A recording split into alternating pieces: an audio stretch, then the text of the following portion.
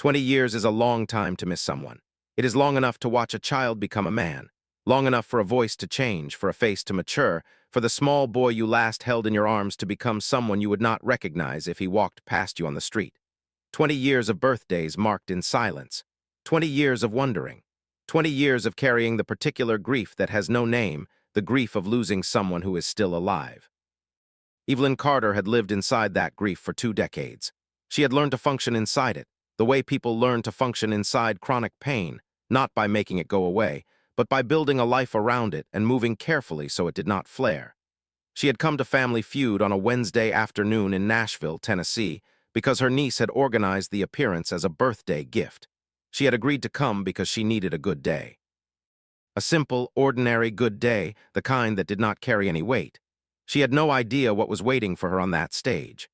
What Steve Harvey said to her in front of a live studio audience, 2 simple words, barely above a whisper, would end 20 years of silence in the span of a single breath. And what happened in the seconds that followed would be watched, shared, and wept over by millions of people who had never met Evelyn Carter but understood in their bones exactly what they were witnessing. Subscribe now and stay with this story to the end, because this one is about what it looks like when 20 years of love finally finds its way home. Evelyn Carter was 61 years old. She had spent the last 32 years working as a school librarian in Nashville, a role she had chosen, she would tell people, because she believed that books were the safest place a child could go when the world outside felt uncertain.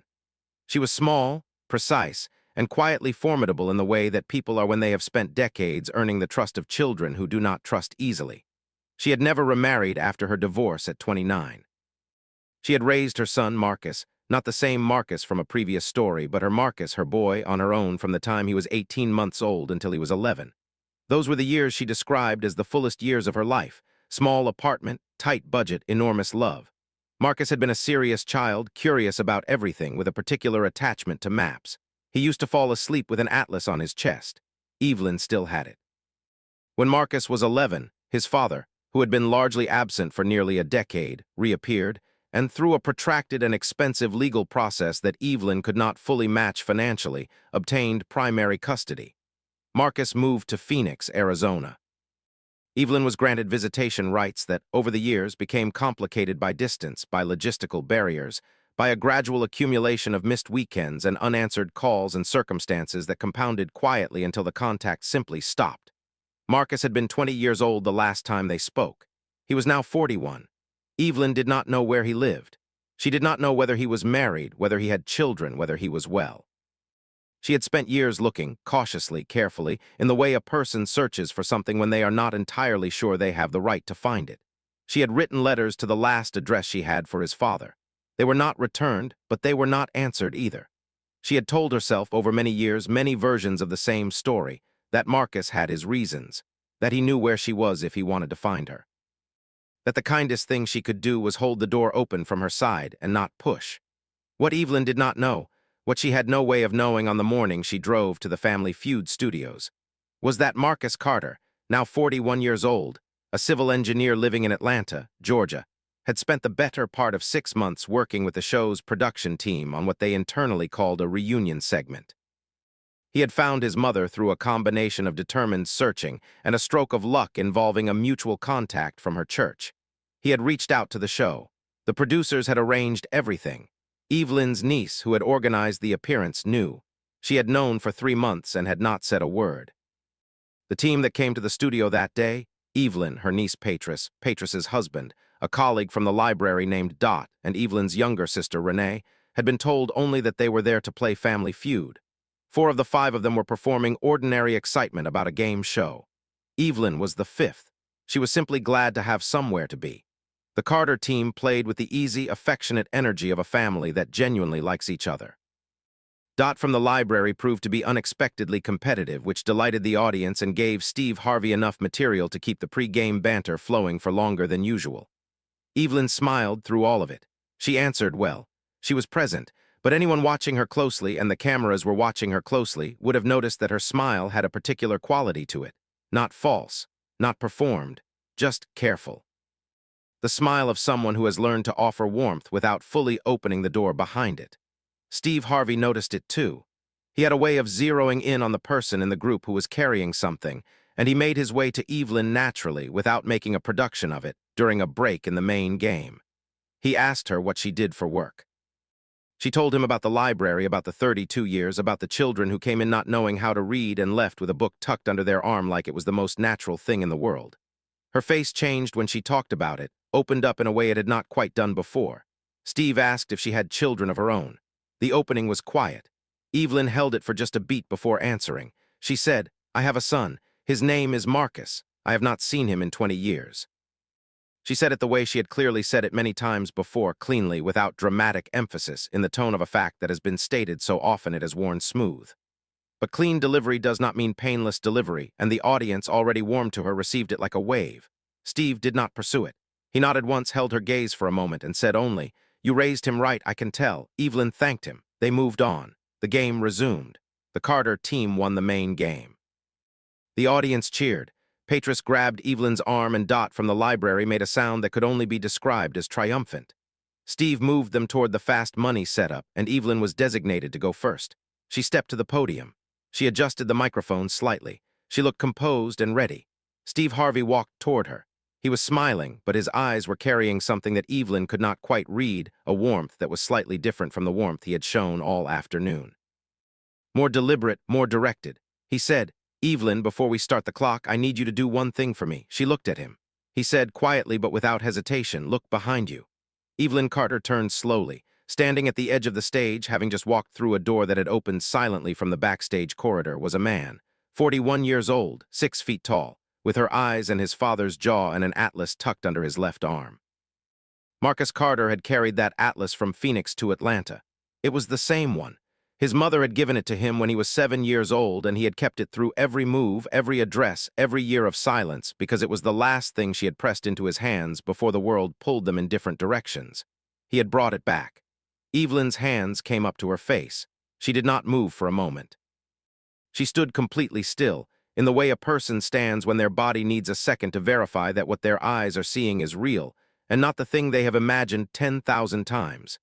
Then she crossed the stage. She was not a tall woman, and Marcus was, the way sons sometimes are, impossibly, enormous compared to the boy she remembered. She walked into him, and he folded down around her, and she held on in the way that a person holds something they believed they had lost permanently and have just against all reasonable expectation been given back. The studio audience did not cheer. They were silent for a long stretch, the same collective, respectful silence that had characterized the most profound moments this show had ever produced. Some people were crying. Many people were crying. The cameras showed the faces of audience members who had come to watch a game show and were instead witnessing something that had no scripted equivalent. Steve Harvey stood to the side with his hand pressed to his chest. He was not performing his emotion. He was simply in it, the way everyone else in the room was in it. After a long moment, neither mother nor son moved to break the embrace, and no one on the production floor attempted to hurry them. Marcus reached down and pressed the atlas into his mother's hands. He said, "I kept it. I kept it the whole time." Evelyn pulled back just far enough to look at him. She turned the atlas over in her hands. Her name, Miss Evelyn, written in a child's careful handwriting on the inside front cover, because Marcus had apparently inscribed it as a gift back to her at some point, was still visible on the page. She looked up at him and said, "You still have the same eyes." He said, "You still look exactly the same." Neither of these things was entirely true, and both of them meant everything. Steve Harvey waited until the moment had fully breathed before he approached them. When he did, he spoke carefully and without the performance register he typically used on stage. He addressed both of them. He said, "I have been doing this show for a long time, and there have been moments on this stage that I am proud of, moments where I felt like television was doing what it is supposed to do." He paused. "But I want to be honest with you both. This is not a television moment. This is a mother and her son. And I am grateful, I am personally, genuinely grateful that this stage happened to be where you found each other." He looked at Marcus directly. He said, 20 years is a long time to carry something.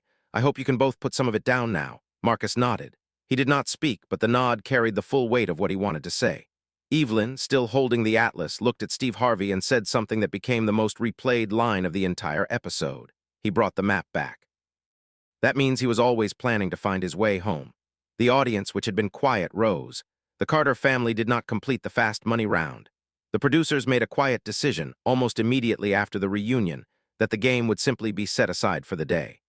The $20,000 prize was awarded in full regardless, a decision that Steve Harvey announced to the audience with the straightforward simplicity of someone who found the bookkeeping entirely beside the point. Marcus and Evelyn spent 4 hours together after the taping concluded. They sat in a green room off the main studio floor with cups of coffee that went cold while they talked. Patris, who had kept the secret for 3 months, sat with them for a while and then quietly left them alone.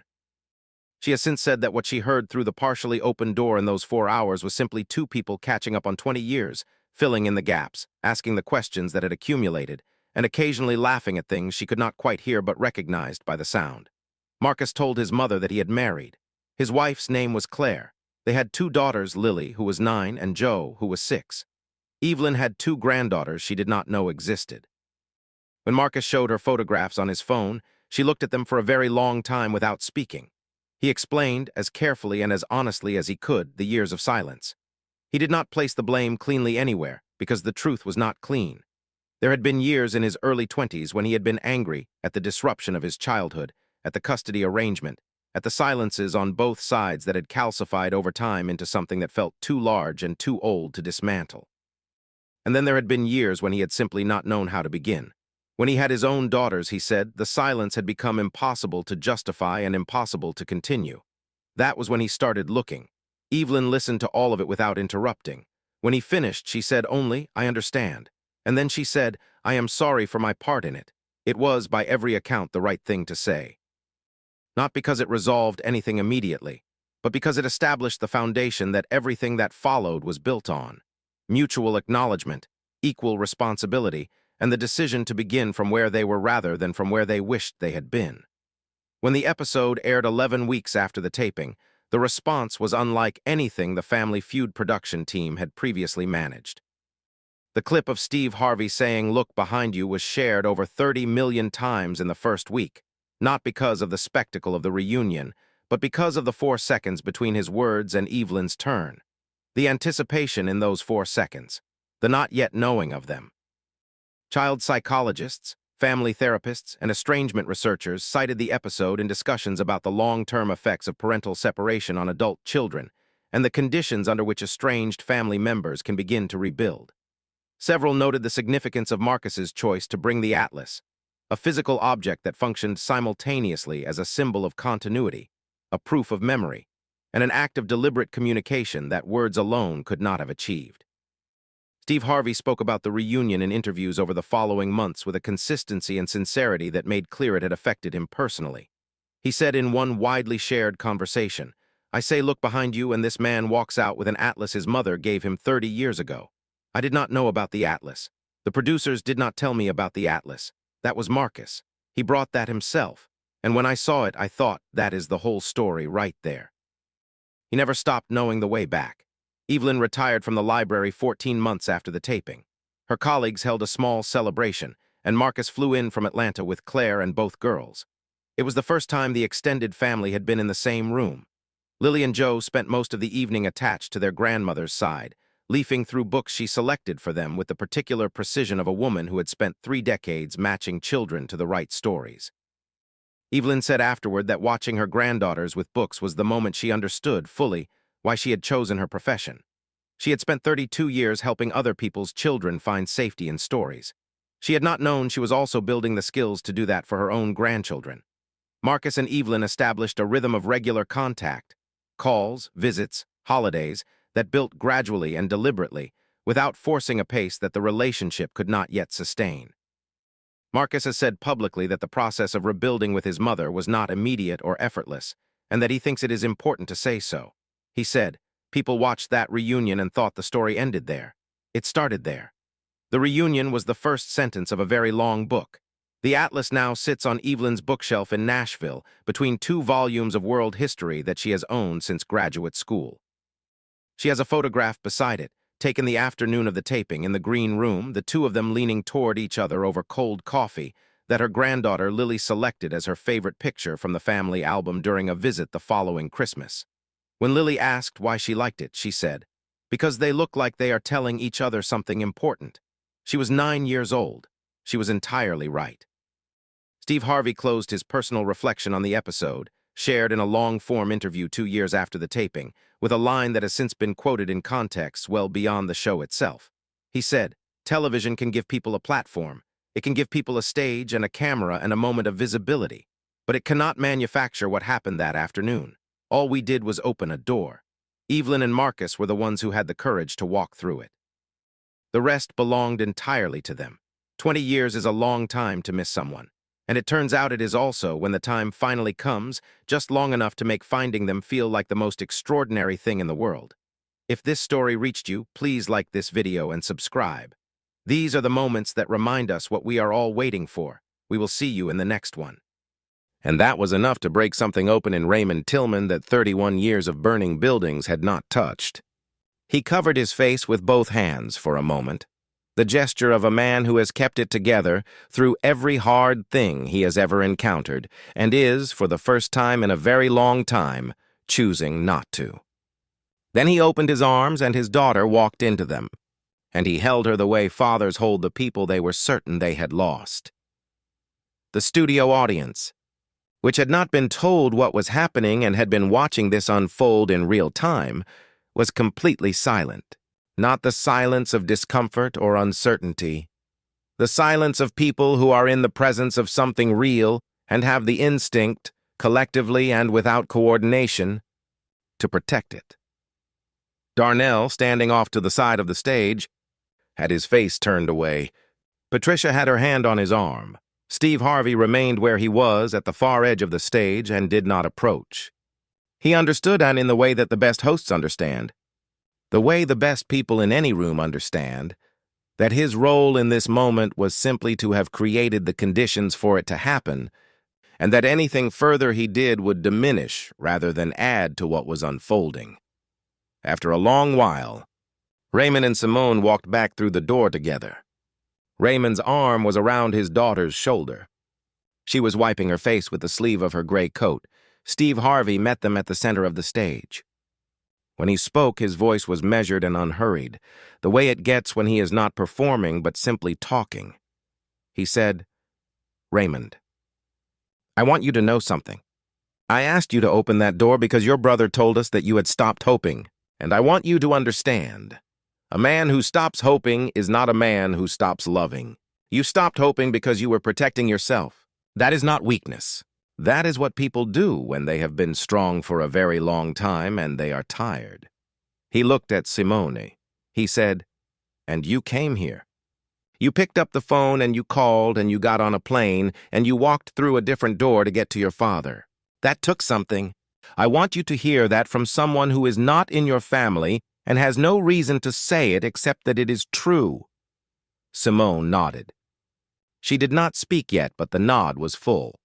Raymond looked at Steve Harvey and said the thing that no one on the production team had anticipated, and that became, in the days and weeks that followed, the line from this episode that was quoted more than any other. "You asked me what a retired firefighter does when he stops running into fires. I told you I find things that need tending to." He paused. "I just never thought I would find this one here." The audience rose.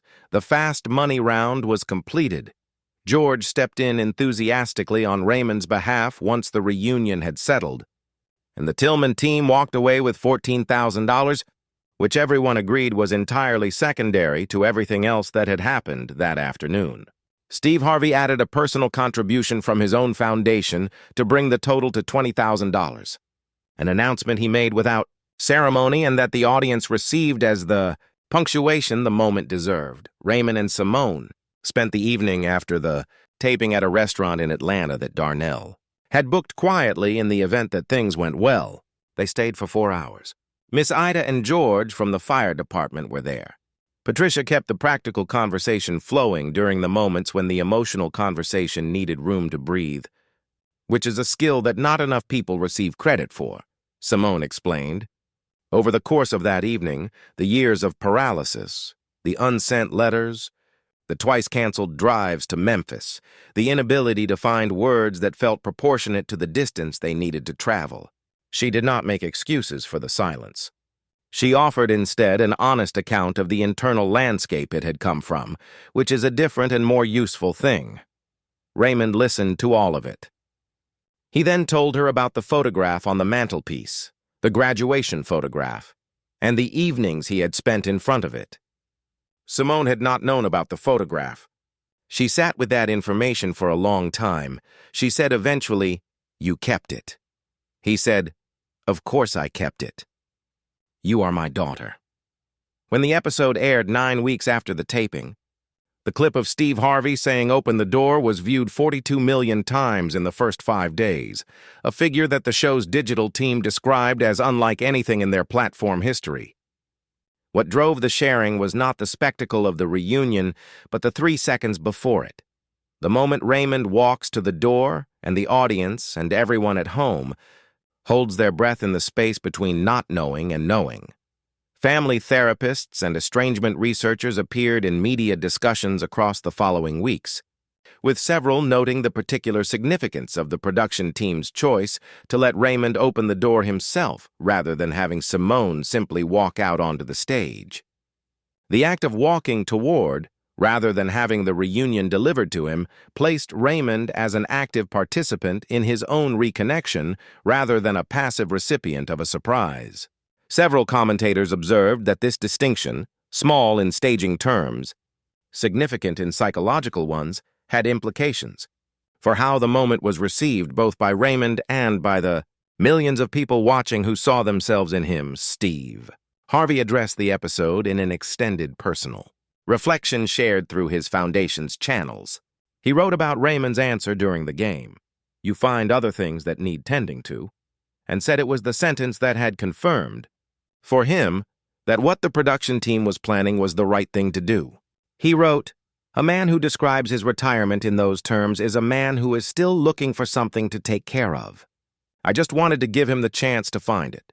Simone relocated from Chicago to Memphis 11 months after the taping.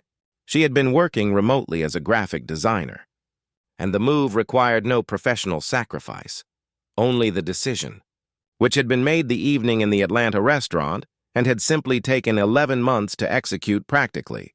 She rented an apartment 12 minutes from her father's house. Raymond's garden, which had been his primary occupation in retirement, gained a second regular presence.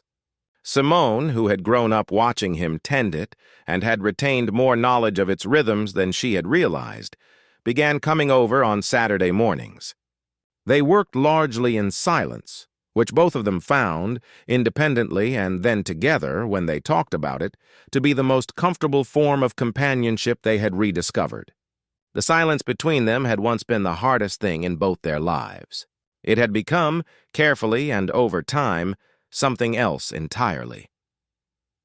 Raymond placed a second photograph on the mantelpiece beside the graduation picture. It was taken in the garden on a Saturday morning in spring, both of them in work gloves, neither of them looking at the camera. Darnell had taken it without announcing himself. It is the photograph that Raymond shows people when they ask how things are going. Miss Ida, for her part, has been invited to every subsequent family occasion and has declined none of them.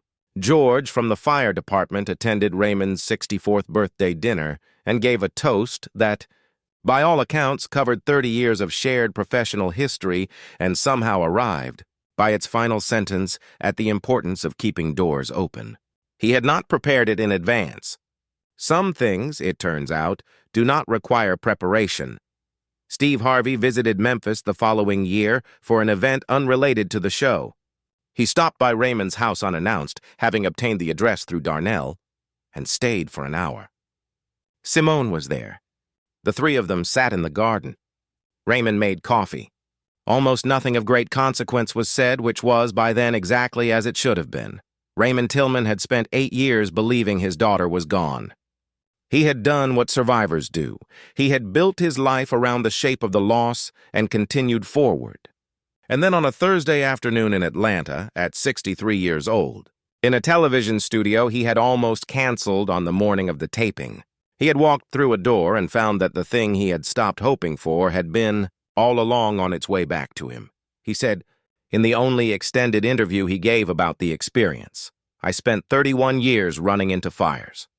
I was not afraid of what I might find, but I was afraid to hope for something I was not sure I could survive losing twice. He paused. Steve Harvey took that fear away from me in 3 words. And then I just had to walk 3 words, 1 door. 20 years of distance crossed in the length of a corridor. Some stories end the way they were always supposed to. This is one of them. If this story stayed with you, please like this video and subscribe. These are the moments that remind us why we never stop opening doors. We will see you in the next one.